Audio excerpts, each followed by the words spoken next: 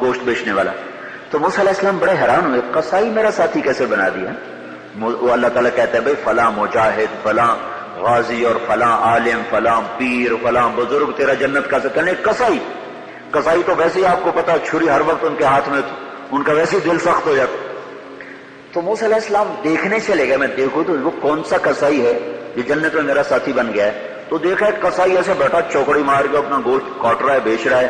دیکھتے رہے. جب وہ اس کا گوشت ختم ہو گیا نا تو اس نے ٹکڑا اٹھایا ایک گوشت کا اور تھیلے میں ڈال کے چل دیا.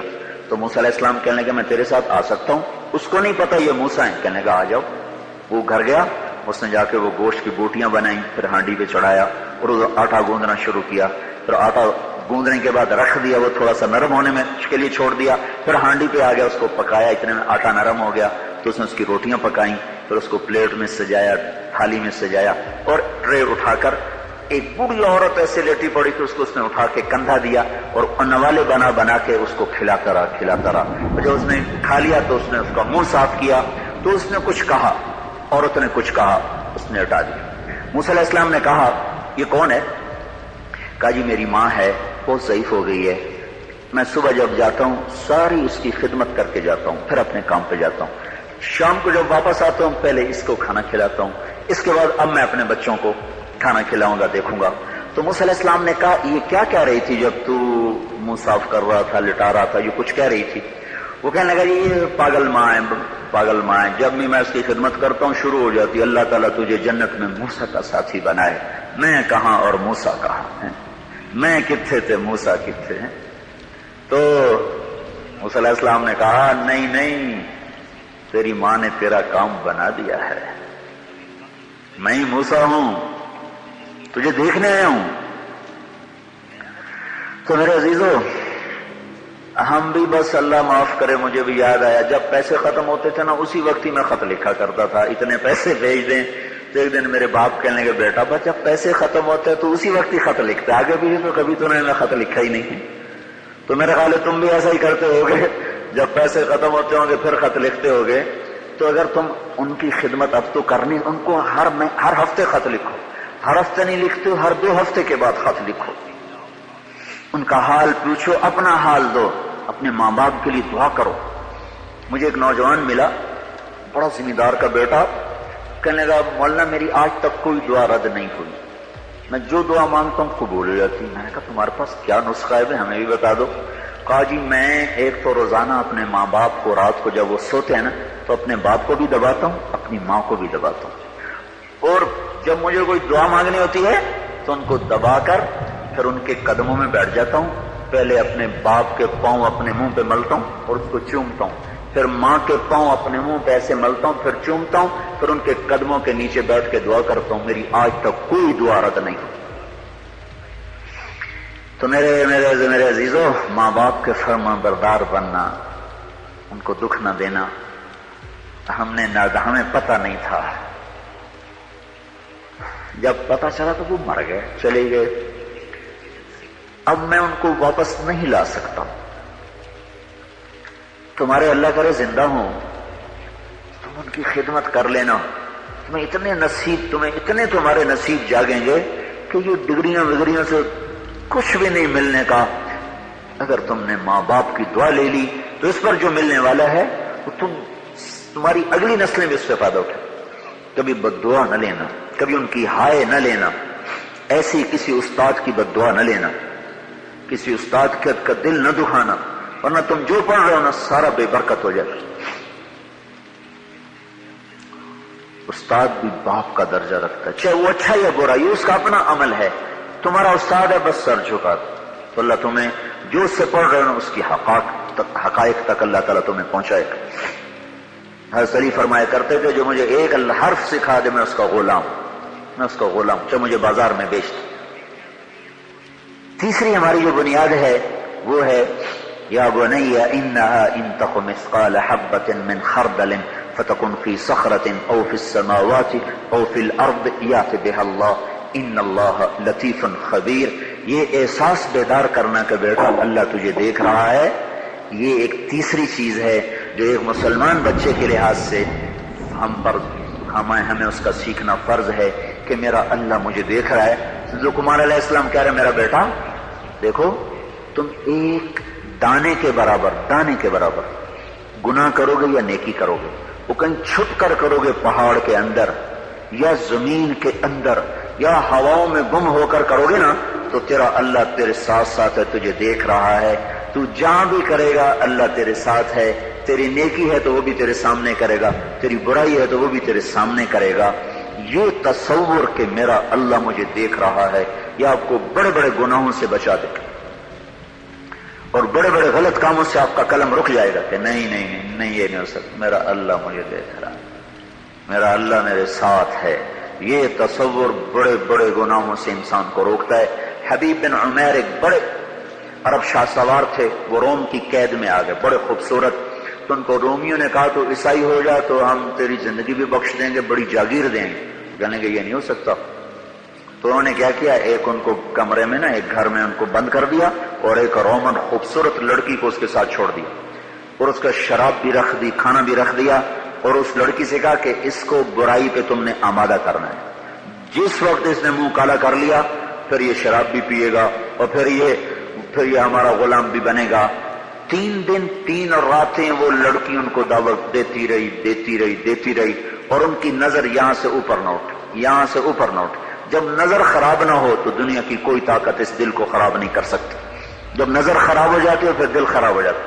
تو 3 دن کے بعد کہنے لگی تو کیا بلا ہے، نہ کھاتا ہے نہ پیتا ہے نہ دیکھتا ہے، تمہیں کیا چیز روک رہی ہے؟ وہ کہنے لگے میرا اللہ مجھے دیکھ رہا ہے، مجھے یہی چیز روک رہی ہے۔ تو اس نے کہا تو ایسا عظیم انسان ہے کہ میں تجھے خود رہا کراؤں، میں تمہیں خود رہا کراؤں۔ تو اس نے رات کو آ کر دروازہ کھولا اور اس کو پیسے بھی دیے، کھانا بھی دیا کہ یہ ستارہ ہے اس کو سیدھے ہاتھ پہ رکھنا اور چلتے رہنا، عراق پہنچ جاؤ گے۔ یہ وہ تصور ہے میرا اللہ مجھے دیکھ رہا ہے جس نے ان کو اس برائی سے روکا بند کمرے میں۔ چوتھی چیز کیا ہے؟ یا بنی اقم الصلاۃ، میرے بیٹے نماز پڑھنا، نماز مسلمان کی نشانی ہے۔ علماء نے لکھا ہے کہ کافر کے بعد سب سے بڑا متکبر بے نمازی ہے۔ آپ حیران ہوں گے یہ مولوی صاحب کیا کہہ رہے ہیں، کافر تو سب سے بڑا متکبر ہے جو اللہ کو مانتے ہی نہیں، کافر کے بعد سب سے بڑا متکبر بے نمازی ہے۔ ایک آپ کو مثال دے، یہ آپ کے پرنسپل صاحب آپ کے سامنے بیٹھے، لیکن بیٹا بات سنو، آپ ایسے بیٹھے رہو دیکھتے رہو، پھر ایک بیٹا بات سنو، آپ پھر نہ ہاں کرو نہ کرو، ایسے ان کو دیکھتے رہو، پھر چوتھی دفعہ بولیں بیٹا بات سنو، پھر بھی آپ جواب نہ دو، پھر آپ کو بولیں بیٹا بات سنو، پھر بھی آپ جواب نہ دو، تو یہ کتنی بڑی خطا ہے۔ اور استاد کا کیا تاثر بنے گا، کتنا بڑا متکبر بچہ ہے کہ میں استاد ہو کے بلا رہا ہوں، میری بات ہی نہیں سن رہا۔ یہ بات سمجھ میں آ رہی ہے؟ ذرا اس کو اسیس کرو کہ استاد آپ کو کہہ رہا ہو بیٹا ادھر آئیے اور آپ کہیں ہاں اور نہ بس ایسے بیٹھے رہو۔ تو جب اللہ کہتا ہے حی علی الصلاۃ، بچوں آ جاؤ نماز کے لیے، اور تم کو جو مجھے فرصت نہیں ہے، میرا پیپر ہو رہا ہے، میرا کام زیادہ ہے، تو اللہ کی آواز پر نہ اٹھنے والا یہ دنیا کا سب سے بڑا متکبر ہے کافر کے بعد۔ اور ایک اور بات اللہ کے نبی نے فرمائی الجفا کل الجفا، ظالم ہے بہت بڑا ظالم۔ کون یا رسول اللہ کا جو اذان سنے اور نماز کو نہ چاہے۔ تو ہماری میرے بچوں پہچان ہے نماز۔ ایک اور آپ کو اپنی زندگی کا واقعہ سنو، مجھے نا پڑھنے کا اتنا شوق نہیں تھا، باپ کے دھکے سے پڑھ رہا تھا، ذہن میں یہ تھا زمین تو ہے، نہ بھی پڑھے تو روٹی تو ملے گی۔ تو ہمارا پیپر تھا بایولوجی کا، نہ زولوجی کا پیپر۔ اب میں نے تو پڑھا، پیپر ہو گیا تھا، اللہ نے حافظہ مجھے اچھا دیا تھا، میں تھوڑا سا پڑھتا تھا مجھے یاد ہو جاتا تھا، تو میں کہیں فیل نہیں ہوا۔ تو وہ آ گیا پریکٹیکل، اب پریکٹیکل کا مجھے پتہ ہی کھ نہیں ہے۔ تو جمعے کا دن تھا، میں ویسے نماز کو نہیں پڑھتا تھا، اس دن میں بڑے اہتمام سے نماز پڑھنے کے لیے گیا۔ تم نے کہا یا اللہ 5 بجے میرا ہونا ہے پریکٹیکل، جو کچھ آنا ہے نا مجھے خواب میں دکھا دے، تیری بڑی مہربانی۔ میں نے پڑھا کوئی نہیں، میں نے بڑے رو کے دعا مانگی۔ جمعے کا دن ویسے قبولیت کا ہوتا ہے، جمعے کی نماز پڑھ کے آیا اور میں نے وہ کتاب رکھی اپنے ساتھ اور سو گیا۔ ہاں جی، جو میں سویا تو میں نے خواب میں دیکھا کہ میں لیبارٹری میں بیٹھا ہوں اور ہمارے سامنے خرگوش رکھے جا رہے ہیں۔ اس کے بعد ایگزامینر آیا اور اس نے 4 سوال لکھا ہے. ایک سوال تو مجھے آج بھی یاد ہے کہ اس کی ڈسیکشن کرو اور اس کا ڈائجسٹو سسٹم وہ ظاہر کرو. اگلے 3 سوال مجھے یاد نہیں، وہ اس نے لکھا ہے. ایک دم میری آنکھ کھلی، میں نے ایک دم کتاب اٹھائی، 4 سوالوں کو دیکھا اور جا کر بیٹھا. جو ہی میں داخل ہوا نا تو ہمارے سامنے خرگوش آنے شروع ہو گئے. میں نے کہا لے بھائی پہلی بات سچی ہو گئی، خواب کا پہلا حصہ سچا ہو گیا. پھر اس کے بعد وہ میرے الٹے ہاتھ سے میرے خواب میں ایگزامینر اندر داخل ہوئے خواب میں، اسی طرح الٹے ہاتھ سے وہ اندر آئے اور انہوں نے 4 سوال لکھا ہے، وہی جو میں نے خواب میں دیکھے تھے. اور میں تو پہلی رٹا لگا چکا تھا، ٹکاٹک سب سے پہلے فارغ ہو کر نکلنے والا میں تھا. نماز ایسی دولت ہے، کبھی نہ پڑھی اور اس دن اپنی ضرورت سے پڑھی، اللہ نے پھر بھی سن لیا. اور اگر مستقل پڑھو گے تو پھر اللہ کیسا خوش ہوگا ہے، کیسا راضی ہوگا. تو نماز کا نہ پڑھنا میرے بچوں یہ سب سے بڑا تکبر ہے اور سب سے بڑا ظلم ہے کہ جس خالق نے مجھے پیدا کیا اس کو بھی سجدہ نہ کرو. 5ویں چیز ہے وَأْمُرْ بِالْمَعْرُوفِ وَانْهَ عَنِ الْمُنْكَرِ، کہ بھلائی کی دعوت دو اور برائی سے روکو. یہ مسلمان بطور مسلمان یہ ہماری پہچان ہے کہ ہم اچھی باتوں کی دعوت دیتے ہیں، بری باتوں سے روکتے ہیں. کیونکہ اب نبی کوئی نہیں آنا نا، اب ہماری ذمہ ہے. ہم اپنے گھر میں بیٹھتے ہیں، میرا بچہ اس اسکول پڑھتا تھا بڑے سے چھوٹا، تو وہ گھر میں بات ہوتی وہ سنتا، تو اس کا جو تھا نا ساتھ سیٹ پہ بیٹھنے والا اس کے گھر میں ڈش تھی، اس کو ڈش آیا تھا اور یہ کیبل وغیرہ دکانے ڈش. تو یہ روز میرا بچہ گھر میں سنتا کچھ باتیں، تو اس کی دوستی تھی. تو اس نے بتایا کہ ہمارے گھر میں ڈش ہے. انہوں نے کہا جو ڈش دیکھتا ہے نا اس میں گندی گندی چیزیں ہوتی ہیں، اس سے اللہ تعالیٰ گناہ دیتے ہیں. آج تم جا کر نا اوپر چھت پہ چڑھ کے نا ڈش توڑ دینا. وہ دونوں کی عمر تھی 5 سال کے، تو 7 سال. تو اگلے دن وہ کہنے لگا، وہ بیٹا میرا کہا کہ آج میرے دوست کی نا بڑی پٹائی ہوئی. میں نے کہا کس نے کی؟ کہا اس کے ابو نے کی. کہ کیوں کی؟ کہا میں نے اس کو کہا تھا اویس تم نے جاتی جا کے نا ڈش توڑ دینی. تو چپ کر کے اوپر گیا اور اینٹ اٹھا کے ساری ڈش توڑ دی. وہ ٹی وی آن کیا تو وہ چلا نہیں، پتا چلا کہ اس نے توڑ دی. باپ نے خوب اس کی پٹائی کی، خوب پٹائی کی. تو گھر میں سنی ہوئی بات کو بچہ آگے نقل کر رہا ہے اپنی سطح کے مطابق. تو میرے بچوں ایک ہمارا یہ کام ہے کہ ہم مسجد کی دعوت دیں، گانے کی دعوت نہ دیں، سچ کی دعوت دیں، جھوٹ کی دعوت نہ دیں، محبت کی دعوت دیں، نفرت کی دعوت نہ دیں. یہ اس امت کا سبق ہے، زندگی کا سبق ہے. وَأَمْرُ بِالْمَعْرُوفِ وَانْهَ عَنِ الْمُنْكَرِ. 6ٹھی چیز ہے وَاصْبِرْ عَلَى مَا أَصَابَكَ. بچوں یہ زندگی بڑی تلخ ہے. یہاں خوشیاں تلاش کرنا جو ہے نا بے وقوفی ہے. یہاں یہ سمجھو اگر کوئی خوشی مل گئی تو اللہ تیرا شکر ہے. جیسے سفر میں تازہ روٹی اچھی روٹی مل گئی تو یا اللہ شکر ہے، ورنہ ہم تصور لے کر نکلتے ہیں کہ ٹھنڈا سالن ملے گا، ٹھنڈی روٹی ملے گی، ٹھنڈی چائے ملے گی. کہیں کوئی اچھی مل گئی تو یا اللہ تیرا شکر ہے. اس دنیا کا ڈیزائن ایسا ہے کہ اس میں دکھ زیادہ ہیں اور راحتیں کم ہیں، اور اس میں غم زیادہ ہیں اور خوشیاں کم ہیں. تو یہاں اس سبق کے بغیر یہ زندگی گزر نہ سکے گی. وَاصْبِرْ عَلَى مَا أَصَابَكَ. بیٹا صبر سیکھنا، بیٹا صبر سیکھنا، کبھی بے صبر نہ ہونا. جب تم صبر سیکھ کے مرو گے نا تو اللہ قیامت کے دن اعلان کرے گا صبر والے آ جاؤ. تو چھوٹی سی جماعت کھڑی ہوگی، اللہ تعالیٰ کہے گا چلے جاؤ جنت میں، تمہارا کوئی حساب کتاب نہیں، یہ بغیر حساب کے جنت میں چلے جائیں.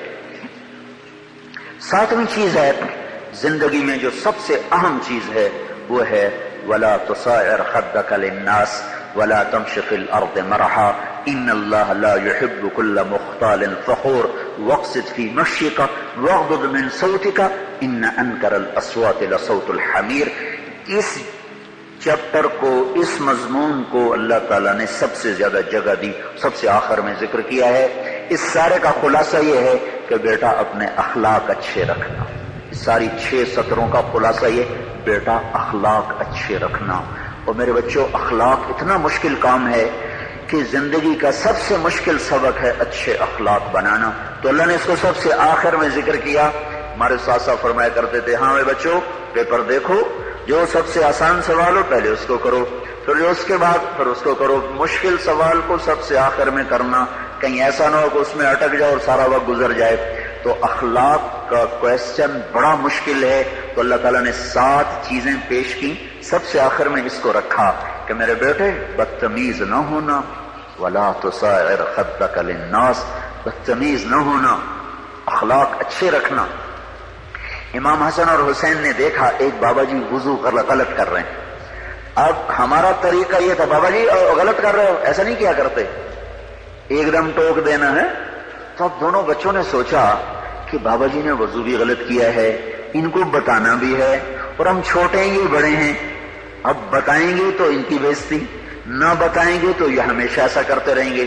تو دونوں آ گئے کہ چاچا ہم دونوں بھائی آپس میں لڑ رہے ہیں، میں کہتا ہوں میرا وضو اچھا ہے، یہ کہتا ہے میرا وضو اچھا ہے، تو ہم دونوں آپ کے سامنے وضو کرتے ہیں، پھر آپ نے ہمیں بتانا ہے کہ ہم میں سے کس کا وضو اچھا ہے۔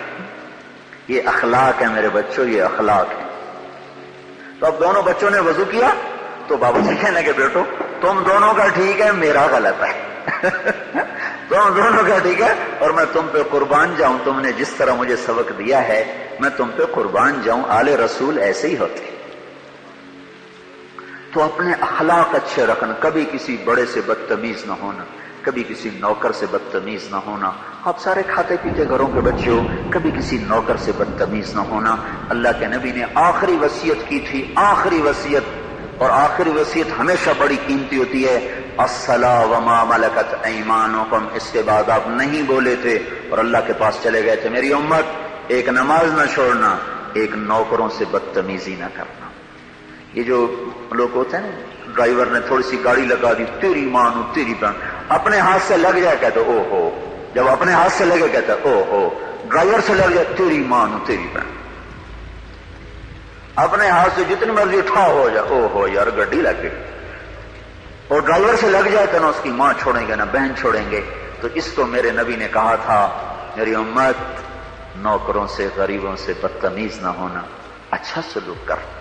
یہ چیپٹر بڑا مشکل ہے جی، میں نے نمازی بڑے دیکھے، روزے دار بڑے دیکھے، پر گالی نہ نکالنے والا دیکھا ہی کوئی، بڑے حاجی دیکھے، بڑے عمرے والے دیکھے، پر میں نے آج تک نہیں دیکھا جو گالیاں نہ دیتا۔ اپنی کمیونٹی میں علماء کی خدمت کرو، مدارس کی خدمت کرو، غریبوں کی خدمت کرو۔ اللہ کے پاک پیغمبر جناب محمد الرسول اللہ صلی اللہ علیہ وسلم نے اپنی امت کی رہنمائی کرتے ہوئے یہ بات ارشاد فرمائی کہ اللہ کی نگاہ میں سب سے زیادہ پسندیدہ عمل، اللہ کی نظر میں سب سے زیادہ محبوب عمل یہ ہے کہ صرف اللہ کے لیے کسی سے محبت کی جائے، یعنی اللہ کے لیے، اللہ کے تعلق کے لیے اللہ کے بندوں سے رابطہ جڑنا، اللہ کے بندوں سے دلوں کو ملانا، یہ اللہ تعالیٰ کے وہاں بہت بڑی عبادت ہے۔ کسی شاعر نے بہت اچھی گفتگو کی تھی کہ اے داور حشر مجھے تیری قسم، عمر بھر میں نے تیری عبادت کی ہے، تو میرا نامہ اعمال تو دیکھ، میں نے انسان سے محبت کی ہے۔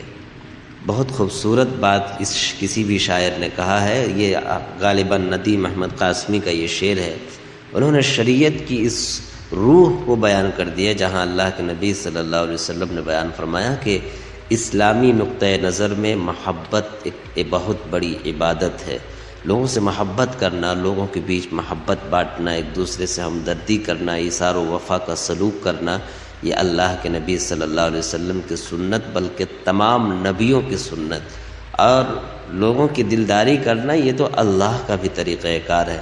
اللہ تعالیٰ بھی اپنے بندوں سے محبت کرتا ہے اور اپنی محبت کی طرف اپنے بندوں کو بلاتا ہے۔ چنانچہ اللہ تعالیٰ نے آپ نے کئی مرتبہ سنا، اللہ تعالیٰ کہتے ہیں کہ اے میرے وہ بندو جنہوں نے گناہ کر کر کے اپنے اوپر ظلم کر رکھا ہے، تمہیں گناہوں سے گھبرانا نہیں ہے، اللہ کی رحمت سے مایوس نہیں ہونا ہے، اللہ کے پاس آنا ہے، اپنے گناہوں کا اقرار کرنا ہے، اللہ فوراً تمہیں معاف کر دے گا۔ بخاری شریف کی ایک روایت اللہ کے نبی صلی اللہ علیہ وسلم نے بیان فرمایا کہ اللہ تعالیٰ یوں بیان کرتا ہے کہ اگر تم میری طرف چل کر آتے ہو تو میری رحمت تمہاری طرف دوڑ کر متوجہ ہوتی ہے، یعنی تم جتنا آتے ہو میں اس سے کہیں زیادہ تمہارے پاس جاتا ہوں۔ یعنی اللہ تعالیٰ اپنے بندوں سے محبت کرتا ہے اور بندے بھی اللہ تعالیٰ سے محبت کرتے ہیں۔ اللہ تعالیٰ نے قرآن میں بیان کیا والذین آمنوا اشد حبا للہ، کہ جس کے دل میں ایمان ہے اس کے دل میں اللہ کی محبت بہت زیادہ ہوتی ہے۔ تو یہ جو محبت ہے، اللہ اور رسول سے بھی محبت عبادت ہے، اور جن لوگوں سے اللہ اور رسول نے محبت کرنے کا حکم دیا ہے ان سے محبت کرنا بھی عبادت ہے۔ ایمان والوں سے محبت کرنا بہت بڑی عبادت ہے۔ اللہ کے نبی صلی اللہ علیہ وسلم نے ارشاد فرمایا کہ کسی ایمان والے سے خندہ پیشانی کے ساتھ یعنی اچھے اخلاق کے ساتھ ملنا بھی صدقہ ہے، کسی ایمان والے کے ساتھ اچھے اخلاق سے پیش آنا بھی ثواب کا کام ہے۔ آقا کریم صلی اللہ علیہ وسلم نے تو یہاں تک بتایا کہ جب دو ایمان والے ملتے ہیں اور آپس میں مصافحہ کرتے ہیں تو دونوں کے گناہ جھڑتے ہیں۔ اور اللہ کے نبی صلی اللہ علیہ وسلم نے یہ بھی بتایا ہے کہ اگر کوئی ایمان والا بیمار ہو جائے اور دوسرا ایمان والا اسے دیکھنے کی غرض سے، اس کی دلداری کی غرض سے جاتا ہے تو اللہ کے نبی صلی اللہ علیہ وسلم بیان کرتے ہیں کہ رحمت کے فرشتے ایسے لوگوں کے لیے دعا کرتے ہیں جو اپنے مومن بھائی کی عیادت کے لیے نکلتے ہیں۔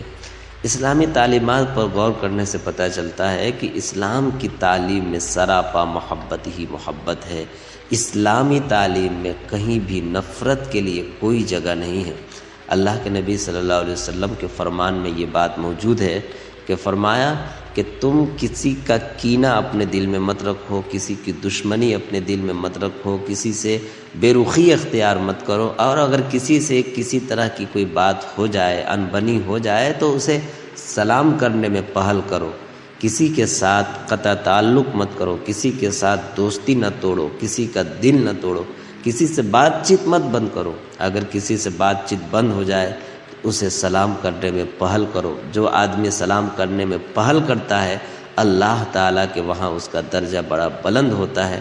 اس کے علاوہ اللہ کے نبی صلی اللہ علیہ وسلم نے بڑی سخت تاکید بھی بیان فرمائی کہ اگر کوئی اپنے مسلمان بھائی سے کینہ رکھے ہوئے ہے اور بلا وجہ ان سے بات چیت بند کیے ہوئے ہے تو اللہ تعالیٰ ایسے لوگوں کی مغفرت نہیں کرتا، اللہ تعالیٰ ایسے لوگوں کو ثواب نہیں عطا کرتا۔ اسی لیے ضروری ہے کہ ایمان والے کی محبت دل میں ہو۔ اگر کسی وجہ سے نا اتفاقی ہو جائے تو فوراً پہل کرنا چاہیے پیغام محبت کے لیے، سلام کے لیے۔ اللہ کے نبی صلی اللہ علیہ وسلم نے بتایا افشوا السلام، سلام پھیلاؤ، خوب سلام کرو، کیونکہ سلام کی وجہ سے معاشرے میں سلامتی آتی ہے، لوگوں کے دلوں میں محبت پیدا ہوتی ہے، دونوں لوگوں کا دل ایک دوسرے کے قریب ہوتا ہے۔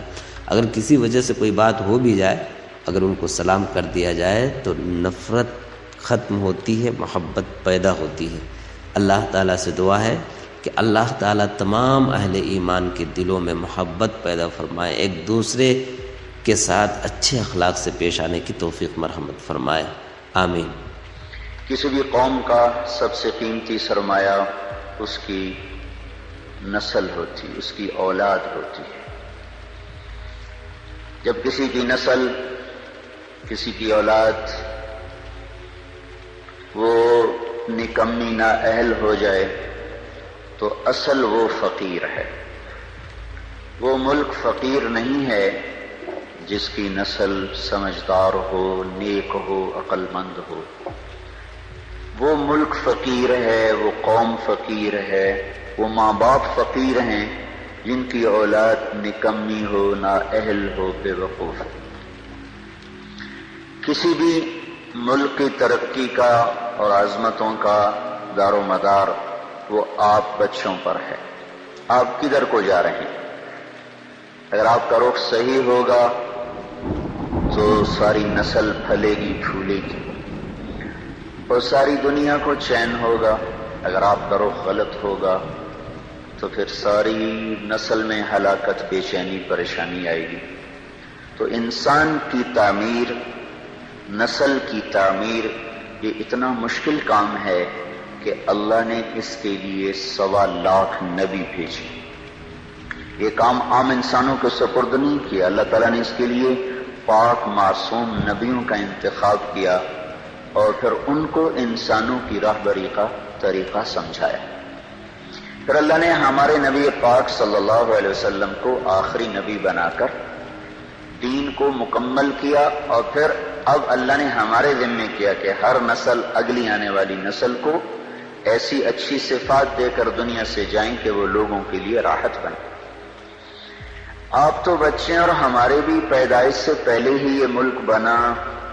چند دن پہلے ہی ہمارے جنرل غلام محمد صاحب اور بریگیڈیئر اسلم نیاز صاحب بیٹھے ہوئے تھے، تو تقسیم کے وقت کی کہانی سنا رہے تھے. تو تھوڑی دیر کے بعد میں نہیں سن سکا، مجھے لگا جیسے میرا دل پھٹ جائے گا. ایسی انہوں نے کہانیاں سنائیں. یہ دنیا میں واحد ملک ہے جس کے بنیاد میں گارا اور سیمنٹ نہیں ہے، بلکہ 6 لاکھ انسانوں کی ہڈیاں ہیں جس پر اس ملک کو بنایا گیا. ہم تو لوکل لوگ ہیں، مہاجر نہیں ہیں، لہذا ہم نے وہ قربانی نہ دیکھی نہ چکھی. میرے والد صاحب کے ایک دوست تھے، وہ مہاجر تھے جالندھر کے. وہ کبھی کبھی ہمارے ڈیرے میں آیا کرتے تھے، بات کرتے تھے. ایک دن میں بھی بیٹھا تھا اور وہ یہ بات کر رہے تھے کہ جالندھر سے میرا جب ہم نکلے ہیں پارٹیشن پر تو میرا سارا خاندان کٹ گیا، اکیلی جان لے کر نکلا، اور تھوڑی چھوٹی سی عمر بھی زیادہ نہیں تھی. تو دن میں چھپتا تھا کماد کے کھیت میں. اگست میں کماد اچھا خاصا بڑا ہو جاتا، اور رات کو پھر میں سفر کرتا تھا، اور مجھے کچھ پتہ نہیں میں کہاں جا رہا ہوں، میری کیا منزل ہے. مجھے صرف ایک فکر تھا کہ میں سکھوں کی تلوار سے بچ جاؤں. لہذا چلتے چلتے چلتے دریائے ستلج پہ پہنچ گیا. دریائے ستلج اس وقت میں جیتا جاگتا دریا تھا، اب تو وہ سو گیا بیچارہ کب کا. ہم تو اس کی ریت ہی دیکھ پائے، اس کی طغیانیت تو کبھی دیکھی کوئی نہ. یہ بہت بڑا دریا تھا. تو کہنے لگے میں ستلج پر پہنچا تو آگے پانی کی موت تھی، پیچھے تلوار کی موت تھی. میں نے کہا سکھوں کے ہاتھوں مرنے سے بہتر ہے میں پانی کی نظر ہو جاؤں. تیرنا آتا نہیں تھا. کہنے لگے ایک لکڑی اٹھائی، ایک لکڑی مل گئی، لکڑی اٹھائی اور پانی میں ڈالی. میں کہا یا اللہ زندگی ہے تو پار لگا دے. ادھر پاکستان شروع ہو رہا تھا. تو کہنے لگے جب میں تھوڑا سا اندر گیا تو میں کیا دیکھتا ہوں، سارا دریا لاشوں سے بھرا ہوا بہ رہا تھا. لاش کے ساتھ لاش ایسے ملی ہوئی تھی. معصوم بچے، حسین نوجوان، خوبصورت بیٹیاں، بوڑھی مائیں، بوڑھے باپ ایسے جا رہے تھے. اگرچہ وہ منزل کو پہنچ چکے تھے کہ انہوں نے اللہ کے نام پہ قربانی دی، لیکن ہماری نظر میں وہ ایسی منزل کے راہی تھے جس کا آگے پتہ ہی کوئی نہیں ہے. ستلج کی لہریں ان کا کفن بن رہی تھیں، اور ستلج کی تہ ان کی قبر بن رہی تھی. یہی کچھ راوی میں ہو رہا تھا، یہی کچھ چناب میں ہو رہا تھا. یہ 3 دریا ہندوستان سے آتے تھے، ان تینوں میں یہ بہ رہی تھی. اپنی تاریخ پڑھتے رہنا چاہیے، اس سے پتہ چلتا ہے ہماری ابتدا کیا ہے اور ہم نے جانا کہاں ہے.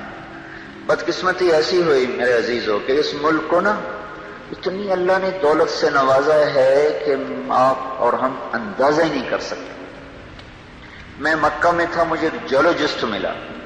وہ کہنے لگا میں اپنے علم کی بنیاد پر کہتا ہوں کہ پاکستان جیسی زمین پوری دنیا میں کسی کے پاس کوئی. اس کو صرف ایک کینسر لگا، وہ بددیانتی کا، خیانت کا، چور بازاری کا اس کو کینسر لگا. اگر یہ اس ملک میں نہ ہوتا تو یہ دنیا میں جنت کا ٹکڑا ہوتا. اور اس ملک کو میرے عزیزوں جو لوٹا ہے نا، وہ ان پڑھوں نے نہیں لوٹا، زمینداروں نے، تاجروں نے نہیں لوٹا، بڑے ہائی کلاس پڑھے لکھے لوگوں نے اس کو لوٹا ہے. چونکہ انہوں نے ڈگریاں تو حاصل کی پر انسانیت نہ سیکھ پائے. تو اتنی بڑی قربانیاں ہوئیں اور ہم تو میرے عزیزوں کانٹے چننے والے رہ گئے. بہار دیکھی نہیں اس ملک نے. چند مخلص لوگ نہ ہوتے تو اب تک یہ ملک بک چکا ہوتا یا ہندوستان کے قبضے میں جا چکا ہوتا. کہیں کہیں چراغ اب بھی جل رہے ہیں جن کی وجہ سے تھوڑی تھوڑی روشنی ہے، اور یہ قافلہ دھیمے دھیمے دھیرے دھیرے وہ رواں دواں ہے. اگر وہ بھی نہ ہوتے تو اس ملک کو تباہ ہونے میں کوئی کسر باقی نہ چھوڑی تھی بددیانت ٹولے نے اور ہائے ہائے ضمیر فروش ٹولے.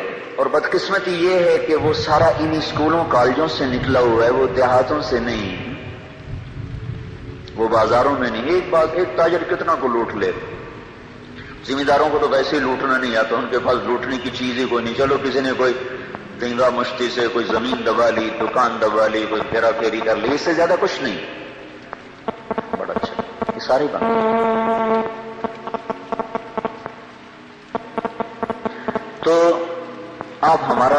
سرمایہ ہو.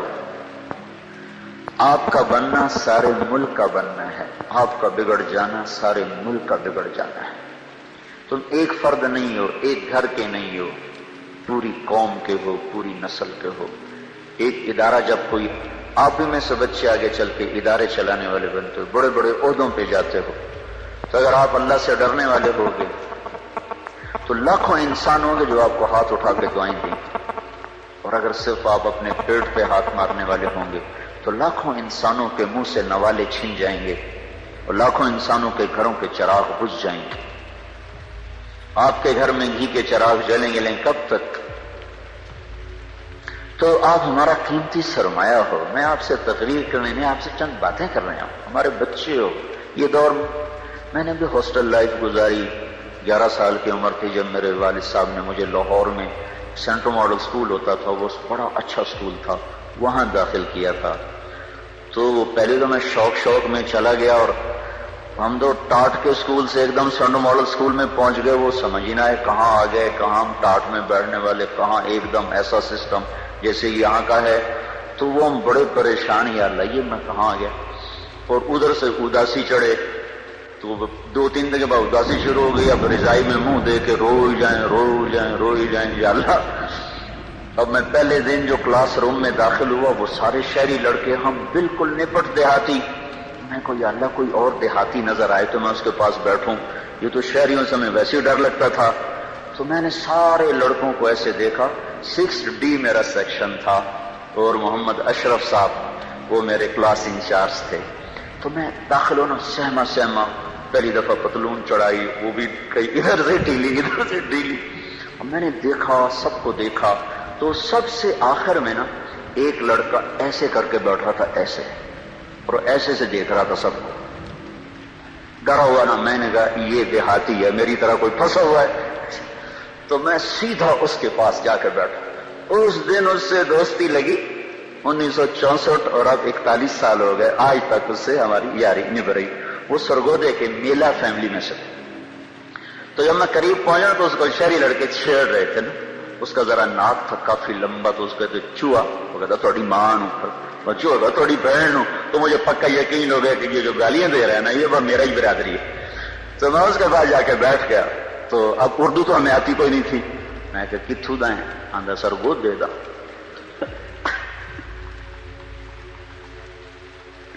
میں کہ آج تیری میری دوستی، میں بھی پھنسے تو بھی پھنسے، آج تو بعد آپ اکٹھے. تو بس ایک ہی ڈیسک پہ ہم جو چلے پھر ایک آدھ ہمارا سیکشن آگے جا کے بدلا، لیکن آج تک ہماری دوستی پکی. تو آپ کو دیکھ کر مجھے اپنا وہ بچپن اور وہ ہاسٹل، وہ اسکول، وہ سارا کچھ ایسے جیسے ماضی کے پٹ سارے کھل گئے ہوں اور گردش ایام نے پیچھے مجھے دھکا دے کر اپنے ہاسٹل میں پہنچا دیا ہو. آپ سب کو دیکھ کر وہ مجھے اپنا ماضی یاد آ رہا ہے. تو میں یہ آپ سے کہنے آیا تھا کہ اس زندگی گزارنے کے کچھ اصول ہیں. ایک نظریہ یونان کا تھا اس زندگی کے بارے میں کہ نہ اس کی کوئی ابتدا ہے نہ اس کی کوئی انتہا ہے، جو جیسے گزارے ٹھیک. یہ نظریہ 18ویں صدی میں آ کے دم توڑ گیا جب سائنس نے اس بات کو پروف کیا کہ نہیں، اس کی کوئی ابتدا بھی ہے اور کہیں اس کی انتہا بھی ہو جائے گی. یہ نیوٹن جب 1642 میں پیدا ہوا اور 1727 میں وہ مرا ہے. وہ سائنس کا نبی کہلاتا ہے، سائنس کا نبی. اس کو اللہ نے دیا. اور دیکھو بچوں، یہ علم جو ہے نا، یہ کسی کی وراثت نہیں، نہ مغرب کی نہ مشرق کی. جو محنت کرے گا اللہ اس کو دے دے گا. میں نے اس کے بارے میں پڑھا. وہ گھنٹوں ایسے لیٹا رہتا تھا، کئی گھنٹے ایسے لیٹا رہتا تھا، کئی گھنٹے. تو 5 منٹ نہیں ایسے لیٹ سکتے، کروڑ بدلتے ہیں. پھر ایک دم جو اس کے اندر خیالات جمع ہوتے. یہ کرسی پڑی ہوتی تھی، سامنے ٹیبل ہے، تیزی سے اٹھتا، کرسی پہ بیٹھنا بھی بھول جاتا اور قلم اٹھا کے کھڑے ہو کر کئی گھنٹے لکھتا جاتا. تو اس کی محنت پر اللہ نے اس کو دنیا کا علم کا تھوڑا سا کھڑکیاں کھول دی. تو یہ بات سامنے آئی کہ بھائی یہ شروع سے نہیں ہے، کہیں سے شروع ہوئی ہے. کہاں سے شروع ہوئی ہے، کس نے شروع کی ہے، یہ یہاں آ کے اٹک گئے. چونکہ ان کے سامنے نہ قرآن کا علم، نہ آخرت کا علم، نہ شریعت کا علم. تو کچھ ان کی جو ٹوٹی پھوٹی شریعت باقی ہے اس میں اتنا ہاں بھائی اس کو خدا نے بنایا، اس کو اللہ نے بنایا۔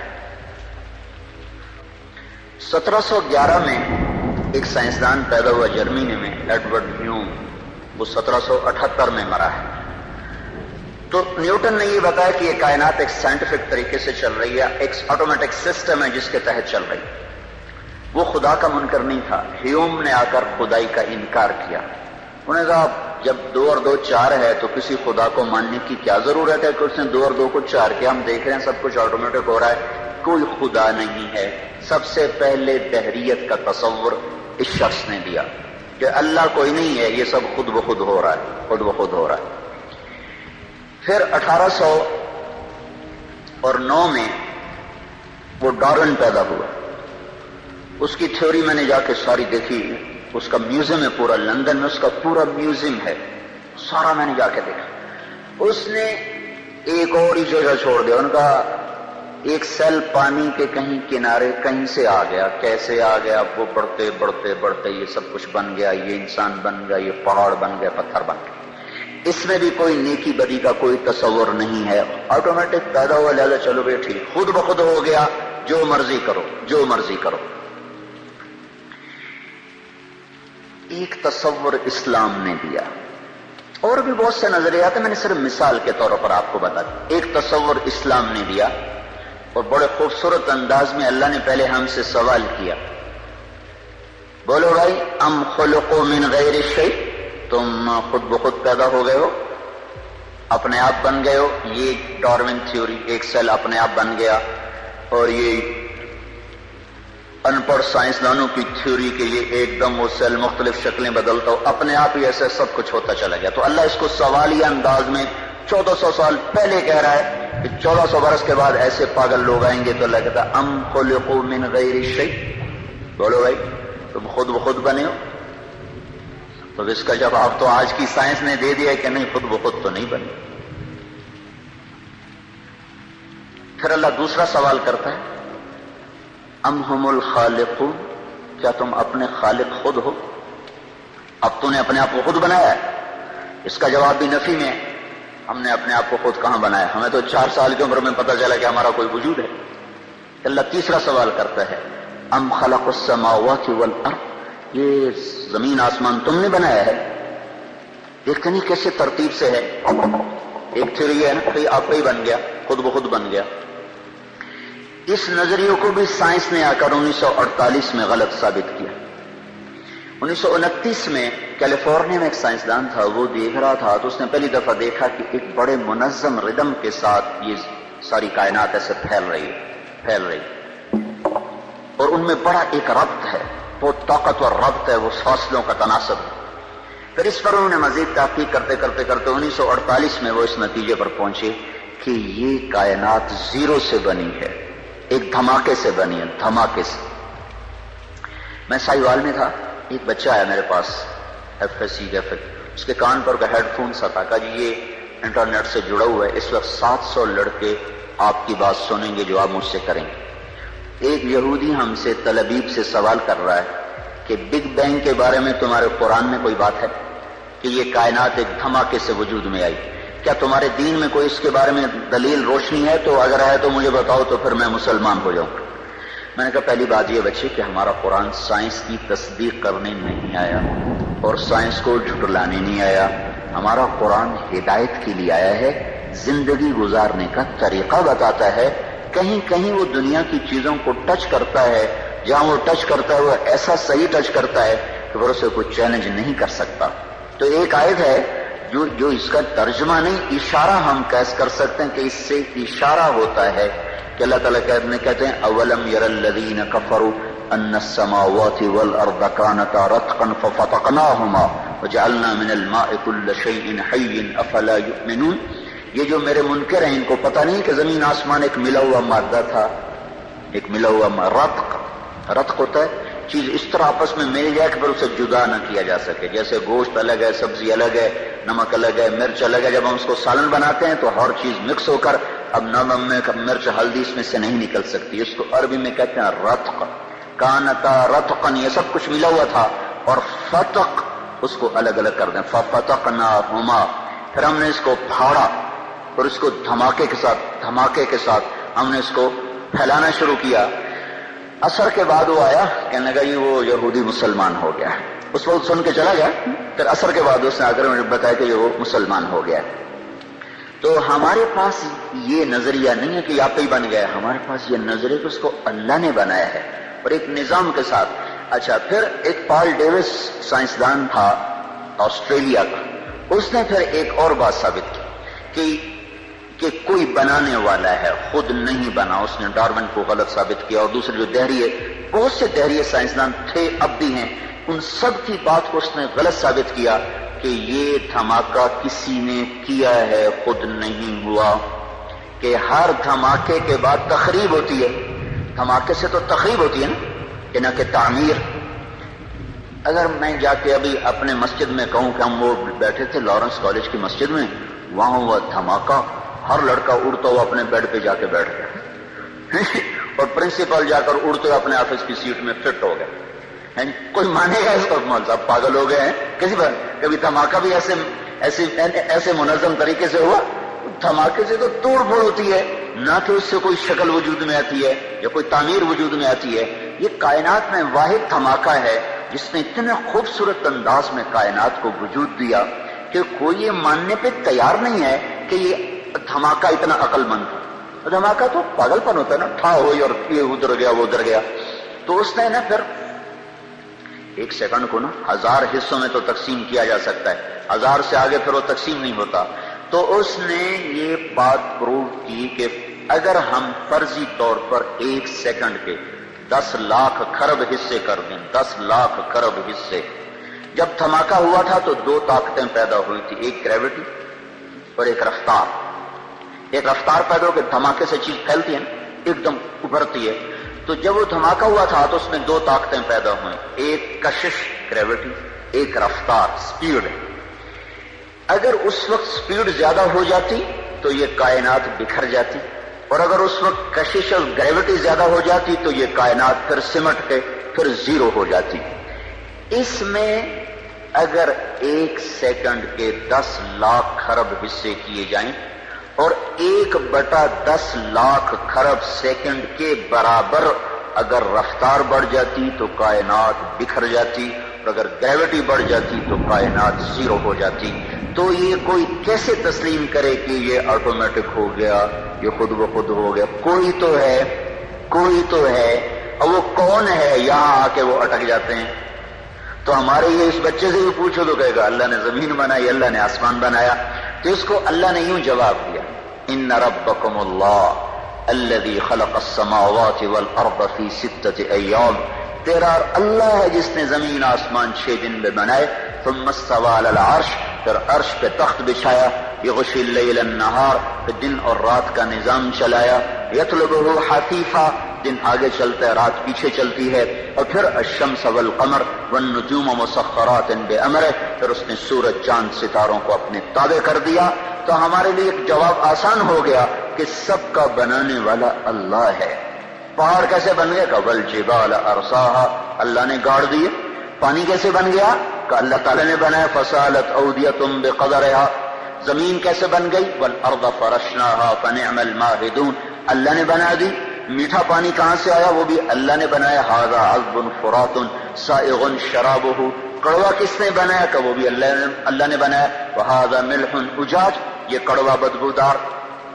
اللہ نے کڑوے پانی کو نا بطور نعمت کے ذکر کیا کہ سمندروں کا پانی ہم نے کڑوا بنایا، دریاؤں کا پانی ہم نے میٹھا بنایا. یہ ہمارے لیے کیا مزہ ہے، یہ ہمارے لیے کیا نعمت ہے. اگر سمندر کے پانی میٹھے ہوتے تو یہ بدبودار ہو جاتے، اور ایک پانی کا تالاب گندا ہو جائے نا تو سارا گاؤں مصیبت میں آ جاتا ہے. 7 سمندر کا پانی گندا ہو جاتا اور بدبودار ہو جاتا تو ہمیں تو مری میں بیٹھنا ہی مشکل ہو جاتا. یہاں لوگ مر رہے ہوتے تو اللہ نے اس میں تیزاب پیدا کر دیا جو اس کی گندگی کو جلاتا رہتا ہے. پھر اس میں اللہ طوفان اٹھاتا ہے، موجیں اٹھاتا ہے، لہریں اٹھاتا ہے. کوئی تھوڑی بہت چیز بنے بھی صحیح تو پانی کی آپس کی طوفانی ٹکراؤ سے اللہ اس کو قسم کر دیتا ہے. اب یہ نمک آتا کہاں سے؟ اس میں نمک ہر وقت کہاں سے آتا رہتا ہے؟ اگر تو اللہ ہمارے ذمہ لگاتا، ہاں بھائی پانی کو کڑوا رکھو ورنہ یہ تمہیں تباہ کر دے گا، اس کی بدبو تمہیں برباد کر دے گی. تو پھر انشاءاللہ لارنس کالج والے سارے کھیوڑا کی کان کے آگے کھڑے ہوتے، ٹرک بھر رہے ہوتے جی، سب کی باریاں لگی ہوتی، ذمہ دار، تاجر. اللہ نے ہمیں اتنا نمک دیا، پوری دنیا میں اتنا نمک کسی کے پاس کوئی. تو اللہ نے کیا کیا، زمین کو تھوڑا سا جنوب کی طرف جھکا دیا اور ادھر سمندر کر دیے، اور پہاڑوں کو شمال کی طرف کر دیا، اوپر برف جما دی. پھر زمین کے جھکاؤ سے فائدہ اٹھاتے ہوئے اللہ پاک نے پانی کو جنوب کی طرف بہانا شروع کیا. پہاڑوں پہ برف پگھلی، وہ ندی نالوں میں بدلی، چشمے شامل ہوئے، جھرنے شامل ہوئے، آبشاریں شامل ہوئی. وہ پانی ایک طاقت کے ساتھ پتھروں سے ٹکراتا ہوا اور بل کھاتا ہوا ایک حسن بھی اللہ نے بنا دیا، خوبصورتی بھی بنا دی. لوگ ناران کی جھیل دیکھنے جا رہے ہیں، حالانکہ اتنا سفر، مصیبت، خانے، پتھر، پہاڑ، ٹکریں، پھر بھی جا رہے ہیں. وہاں سے یہ پانی جب میدانوں میں آتا ہے تو زمین میں نمک ہے، تو یہ پانی کیا کرتا ہے، زمین کی رگوں سے نمک کو کھینچتا ہے اور پورے ٹرالے بن کر ٹنوں ٹن دنیا کے سارے دریا نمک سمندر میں پھینک رہے ہیں. روزانہ کروڑوں اربوں ٹن اللہ ہی جانے پانی سمندر میں نمک کو پھینکتا رہتا ہے. سمندر کڑوے رہتے ہیں اور ہم مزے میں رہتے ہیں. اگر یہ میٹھے ہو جاتے ہیں ہم برباد ہو جاتے. سارے شہر کا پانی کڑوا ہو، جہاں سے نہر گزر رہی ہے وہاں نلکا کھودو پانی میٹھا ہو. فیصلہ آباد میں میری رہائش ہے، میرا علاقہ خنوال ہے، رہائش میری فیصلہ آباد. تو وہاں سارے شہر کا پانی گندا ہے، اس میں سے ایک نہر گزر رہی ہے. اس نہر کے دونوں طرف جتنے نلکے ہیں سب کا پانی میٹھا، چونکہ پانی بہتا رہتا ہے اور اس کے اندر کے نمک کو کھینچ کے آگے چلتا رہتا ہے. تو یہ ہمیں اللہ تعالیٰ نے جواب دیا، ام خلقوا من غیر شیء. کیوں بھائی، آپ ہی بن گئے خود بخود؟ اگر خود بخود بنے تو جاؤ جو کرنا ہے مرضی کرو. نہیں اللہ خود بخود تو نہیں بنے. ہیچ چیزیں خود بخود چیزیں نشد، ہیچ آہن خنجر تیغے نشد، ہیچ حلوائی نشد استاذ کار، تا غلام شکر ریزے نشد. مولوی ہرگز نشد مولا روم، تا غلام شمس تبریزے نشد. کوئی چیز خود بخود تو ہے نہیں. تو پھر اللہ تعالیٰ ہم سے کہتا پتہ تو کرو تمہیں کس نے بنایا ہے. یہ بہت بڑا زندگی کا سوال ہے، تمہیں کس نے بنایا ہے، تمہیں کون موت دیتا ہے، تم کیوں پیدا ہوتے ہو، تم کہاں جا رہے ہو. یہ علم میرے بچوں کالجوں اسکولوں میں نہیں پڑھایا جا رہا. یہ علم اللہ نے بطور دیا، اور پھر اللہ تعالیٰ نے قرآن کے ذریعے سے، حدیث پاک کے ذریعے سے اسے محفوظ کر دیا. تو زندگی کا سفر شروع کرنے سے پہلے یہ طے کرو کہ تم نے زندگی گزارنے کیسی ہے. تم اچھے ڈاکٹر بنو، اچھے انجینئر بنو، اچھے سائنسدان بنو، یہ ہماری ضرورت ہے. لیکن تم اچھے انسان بنو، اچھے مسلمان بنو، یہ تمہاری زندگی کا مقصد ہے. تمہارے اس اچھا بننے پر ہماری زندگی کا دار و مدار. ایک ڈاکٹر آئے ہیں میو ہاسپٹل کے، وہ ایم ایس ہیں، پہلے بھی ایم ایس آئے. سارے ہسپتال میں دوائیاں فری تقسیم ہونے لگ گئیں، ہر مریض کا علاج فری ہو رہا ہے. ساری دنیا میں ایسا نہیں ہو رہا. اور میو ہاسپٹل کے 18 آپریشن تھیٹر ہیں، سب میں دوا مفت جاری. ایک سستی سے سستی دوا سے لے کر 1 لاکھ کی دوا مفت ایک مریض پہ لگ رہی ہے کہ ایک ڈاکٹر صحیح انسان آ گیا. اور اس نے جتنا پیسہ، میں نے اس سے پوچھا، میرا دوست ہے، میں نے کہا اتنے پیسے کہاں سے خرچ کر رہے ہو؟ کہا جو حکومت فنڈ دیتی اسی سے خرچ کر رہا ہوں. اور کہنے لگے مزے کی بات بتاؤں، پہلے 1 روپے کی دوائی مریض کو نہیں ملتی تھی اور خرچہ زیادہ تھا، اور اب تمام ہاسپٹل کو دوا فری جا رہی ہے، اور ہر سال کے آخر میں 5 کروڑ 6 کروڑ ہمیں بچ رہا ہے. ہر شے فری کر کے 6 کروڑ 7 کروڑ بچ رہا ہے. اور اس وقت ہر شے پیسے پہ تھی اور پیسے گھٹتے تھے کہ ایک انسان، ایک صحیح مسلمان اللہ سے ڈرنے والا ہے. اب میں نے اس سے سارا ہاسپٹل کا راؤنڈ کیا، باہر بیٹھے غریب لوگ جھولیاں اٹھا کے اس کو دعائیں کر رہے تھے. اور پہلے کیا ہوتا تھا کہ ڈاکٹر کہتے یہ دوا لاؤ، وہ بھاگ کے جاتے، پھر کہتے یہ دوا لاؤ. اندر مریض اسٹریچر پر پڑا ہوا ہے، اس کا پیٹ چیرا ہوا ہے، تو بھاگ کے جاتے، پھر وہ دوا لاتے. جب پیسے ختم ہو جاتے تو پھر عورت اپنے کان کی بالیاں اتار کے دیتی، ہاتھ کی چوڑیاں اتار کے دیتی اور دوا لے کر آتی، اور پھر بھی دوا پوری نہ ہوتی اور مریض اسٹریچر پر ہی مر جاتے تھے. اور اب 5000 کا ٹیکہ دل کے اٹیک کا ہوتا ہے. ایمرجنسی میں کوئی ہارٹ اٹیک کا پیشنٹ آ جائے، مالدار آ جائے، غریب آئے، اس کو وہ ٹیکہ مفت لگایا جاتا ہے. انہی پیسوں میں کہ ایک اللہ سے ڈرنے والا ڈاکٹر آ گیا. تو ہم یہ چاہتے ہیں کہ آپ اپنے اپنے جو آپ کی لائن آپ اللہ تعالیٰ آپ کے نصیب میں کرے، ڈاکٹر، انجینئر، سائنسدان اور اچھا افسر جو بھی آپ بنے، لیکن پہلے آپ اچھے مسلمان بنے تاکہ آپ کسی کا درد محسوس کر سکیں. ایک بہت بڑا ڈاکٹر تھا، پہلا نیورو سرجن پاکستان کا، پہلا نیورو سرجن کراچی کا تھا. اس کے پاس ایک شخص آئے گا، یہ ایک مریض ایکسیڈنٹل میں نے اٹھا کے اس کو ایمرجنسی میں لایا ہوں، آپ برائے مہربانی اس کو دیکھ لیں. تو اس ڈاکٹر نے کہا پہلے میری فیس رکھو پھر میں دیکھنے جاؤں گا. اس نے کہا میں تو راہگیر ہوں، مسافر ہوں، میرے جیب میں پیسے نہیں ہیں، تو آپ تسلی رکھیں میں آپ کو پیسے دے دوں گا. نوجوان ہے بالکل، آپ برائے مہربانی دیکھ لیں. اس کے سر میں چوٹ آئی، کہ نہیں پہلے میری فیس رکھو میں پھر جاؤں گا. یہ تکرار ہو رہا ہے، وہ نہیں مان رہا. تو آخر اس نے کہا اچھا یہ میری چابی گاڑی کی آپ کی ہوگی، میں آپ کی فیس آپ کو ادا کر کے اپنی گاڑی کی چابی لے جاؤں گا، گاڑی آپ کے گھر چھوڑ جاؤں گا. ٹھیک ہے.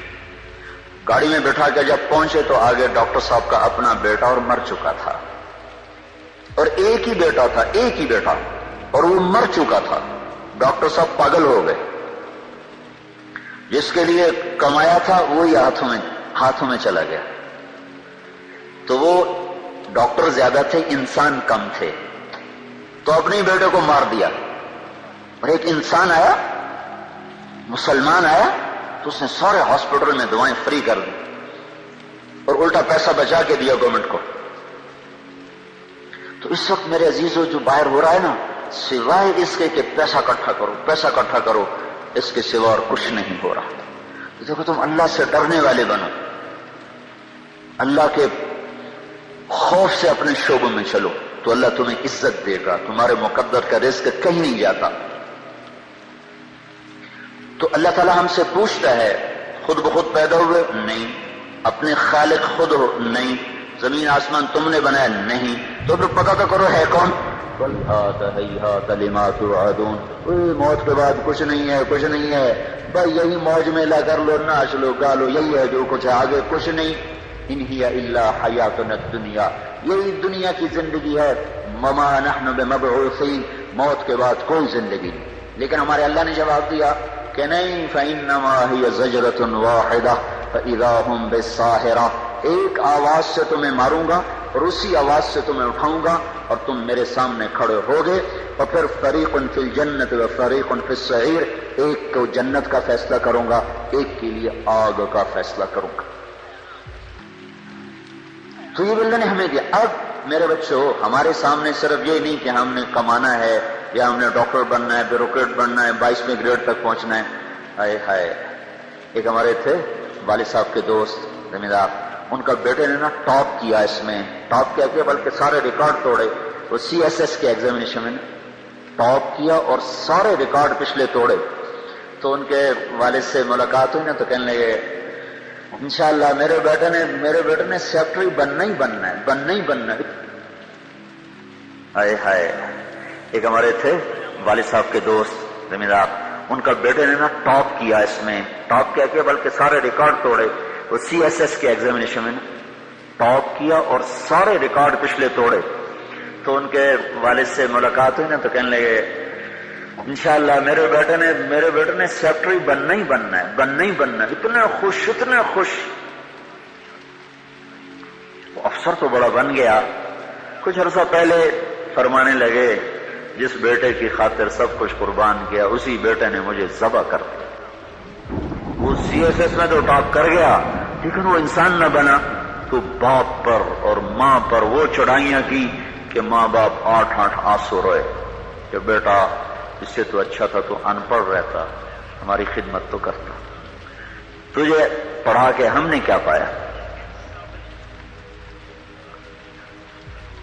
تو میرے عزیزو، ہمیں ایک راستے پر چلنا ہے، اس سے دائیں بائیں ہم نہیں ہو سکتے، جس کو اللہ نے اسلام کا نام دیا ہے، جس کے چلنے سے آگے جا کر اللہ تعالی ہمیں آخرت میں جنت دے گا، دنیا میں خوبصورت اور بہترین زندگی دے گا.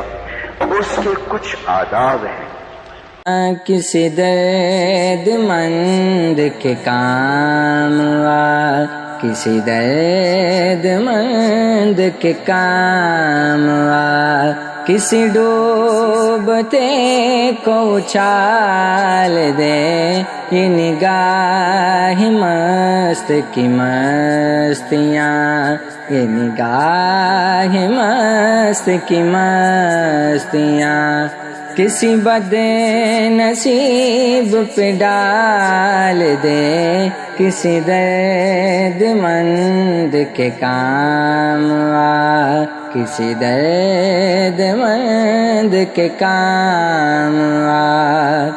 مجھے مسجدوں کی خبر نہیں، مجھے مندروں کا پتہ نہیں، مجھے مسجدوں کی خبر نہیں، مجھے مندروں کا پتہ نہیں، مجھے مندروں کا پتہ نہیں، میری عاجزی کو قبول کر، میری عاجزی کو قبول کر، مجھے اور درد و ملال دے، کسی درد مند کے کام آ، کسی درد مند کے کام آ۔